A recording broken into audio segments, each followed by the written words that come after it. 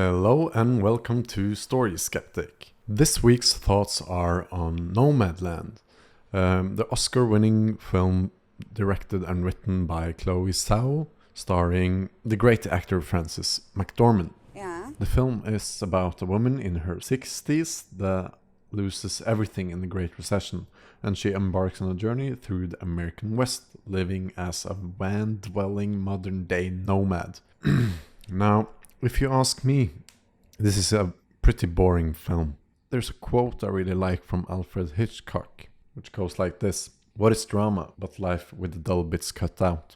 Nomadland don't really care about this quote. That said, it's a beautiful film, and keeping quote-unquote those dull bits in the movie, it's what makes it work. It's just that kind of movie. I wouldn't cut them out, because if you have some patience, you really get into another life. It's this insight on the nomad land, the lives of American nomads.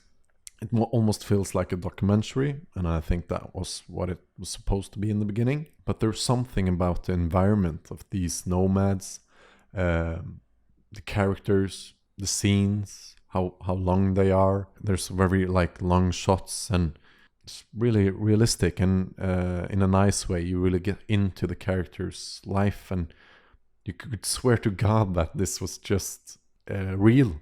It isn't an actor. And you know what I'm talking about, that the moment you're watching a movie and suddenly you're just taken out of it. You're just taken out of the immersion just because the acting is so obvious. This is a clear example of it. My husband is having an affair with your wife.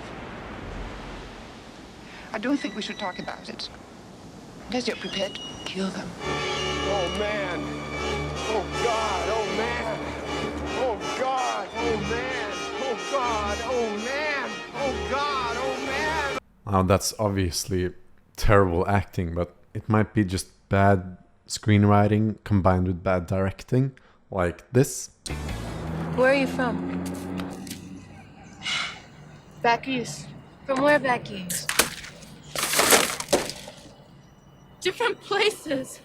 You've seen this so many times, nobody would act like that and say those lines. It's so unnatural. But in Nomadland, you get none of this. You get raw emotions. It's so authentic. And that in itself is a joy to watch. So just a bit about the director. It's almost like she's trying to capture a time and place, a type of community, in the same way that you would make a documentary. You just film them and you see what happens. So, and together with the main character, we get introduced to all sorts of nomads. She does a lot of listening and pondering and standing around quiet, and that requires a great actor. And Frances McDormand, she's really good at it, and makes it a lot easier to follow this kind of slow movie, because she's so good. In general, I like effective storytelling. I like to try to keep up with the plot and the characters and just be very entertained all the time. Short scenes. But this film is totally the opposite, and it's kind of nice to see, and just it makes the characters feel more real as well when you're not chopping up the timeline, really editing so fast. When you just allow the viewer to stay in the moment, it makes it more real. Of course, I would prefer a mix. I think you can benefit of having both. These slow character building moments, I think they're great for the first half of a movie, to just sink into the main character's life.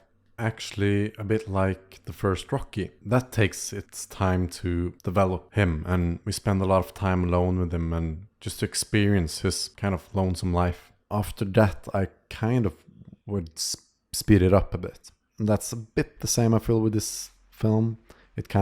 The second half, you're kind of looking at your watch.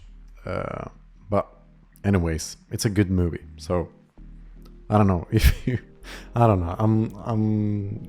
I feel I'm going on a loop here. Anyways, have you seen it? Did you like it? Let me know. And that's it for this week. Remember to like and subscribe, and yeah, bye.